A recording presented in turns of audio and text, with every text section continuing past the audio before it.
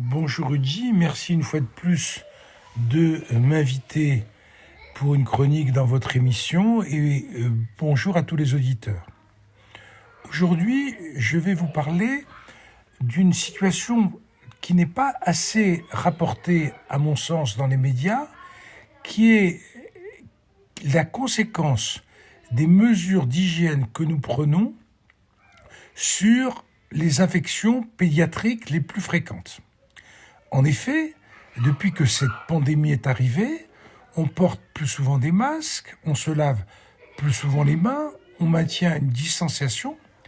Ceci a fait que pour nos enfants, un certain nombre de maladies très fréquentes a diminué d'incidence dans tous les pays. Ainsi, on voit beaucoup moins de gastroentérite, on voit beaucoup moins de varicelle, on voit beaucoup moins de bronchiolite et pratiquement pas du tout de grippe.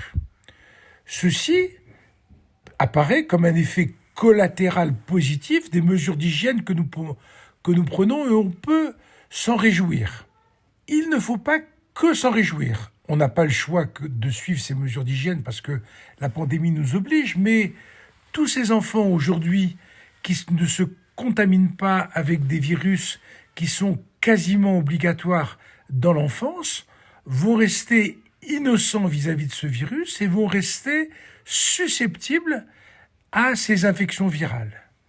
Et on peut s'attendre, dans quelques mois, quand, grâce à la vaccination anti-Covid et aux mesures d'hygiène que nous prenons, la pandémie sera contrôlée, que lorsqu'on arrêtera ces mesures d'hygiène, on verra une augmentation, à mon avis, très significative de ces infections parce qu'il y a beaucoup d'enfants qui restent sensibles à ces infections parce qu'ils n'ont jamais rencontré ces virus et ces bactéries. Donc il faudra savoir être vigilant vis-à-vis de ces infections et proposer chaque fois que c'est nécessaire des vaccinations vis-à-vis de ces virus ou de ces bactéries.